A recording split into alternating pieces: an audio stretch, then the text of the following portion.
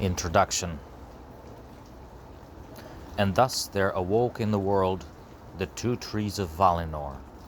Of all things which Yavanna made, they have most renown, and about their fate all the tales of the elder days are woven. Introduction. I wasn't planning to write a review on Amazon Prime's The Rings of Power, but after watching the first two episodes, my son asked me a question I couldn't ignore. After a pause, he said, "So what do you think?" I don't know yet," I answered. "Not too bad, I suppose, but I hoped there would be much more Tolkien in it." "What do you mean?" he asked. "There's Galadriel, Elrond, Sauron, Harfoots. What else?" I scratched my head. "I guess to have more Tolkien there, you would need to start the tale the way he started the tale." "Do you mean with the creation of Arda?" he pressed. "No, with music. The music. The world of Tolkien began in music." "So how would you have started the series?" he finally asked. I smiled. "Let me think," I said, and there was silence in the room for about half an hour, broken only by the chirping of a cricket outside. And silence was all over the world in that hour, nor was there any other sound save the chanting of Yavanna. Finally, I broke the silence. "All the tales of elder days are woven around the fate of the two trees. Do you have any idea why?" I asked him.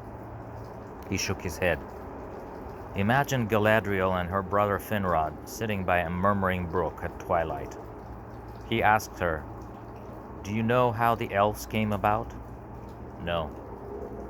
The camera zooms in, and we see the following scenes unfold in Galadriel's big blue eyes as she listens to Finrod's tale. By the starlit mere of Cuiviénen, water of awakening, the elves rose from the sleep of Ilúvatar, and while they dwelt yet silent by Cuiviénen, their eyes beheld first of all things the stars of heaven. Therefore they have ever loved the starlight, and have revered Varda Elentari above all the Valar. Galadriel sees in her mind's eye the mere of Cuiviénen, the elves beholding the stars of heaven, and then she looks up and suddenly sees Varda walking among the heavenly hosts. "Who is it?" she asks her brother in amazement. "Varda, the spouse of Manwe, the chief of the Valar." "And who are the Valar?" "The powers of the world. They first sang the music of Ilúvatar, and at his bidding the music became tangible. The air, the water, the earth, and everything that fills it." "Can I hear that music?" asked Galadriel with a trembling voice. "Just listen to the sound of the water falling over stone," whispered Finrod.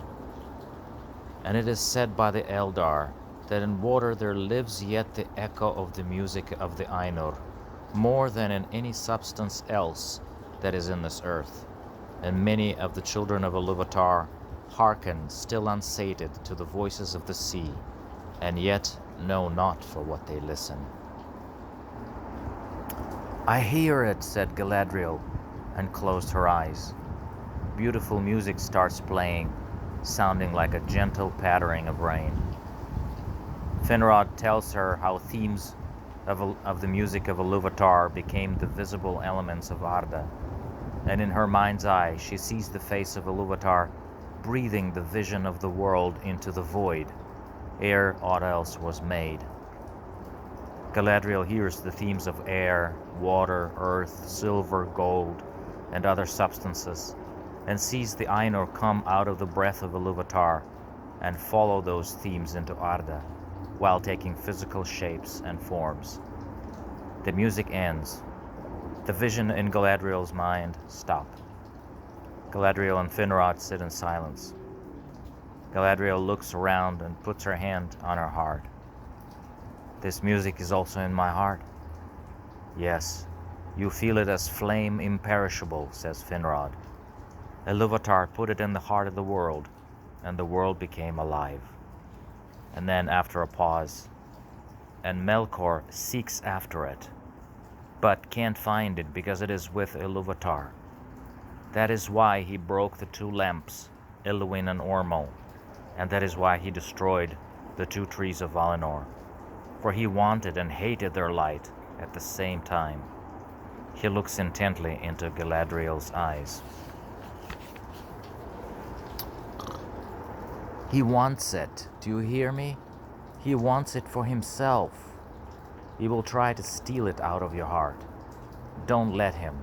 Do you hear me? Don't let him steal the light of your heart. Galadriel, already an adult, wakes up in her bed and realizes it was a prophetic dream. She walks out the door, puts her hand on her heart, and says, looking at her brother carved image, "I won't let him, brother. I promise." "So what does that change?" my son asks after I've finished.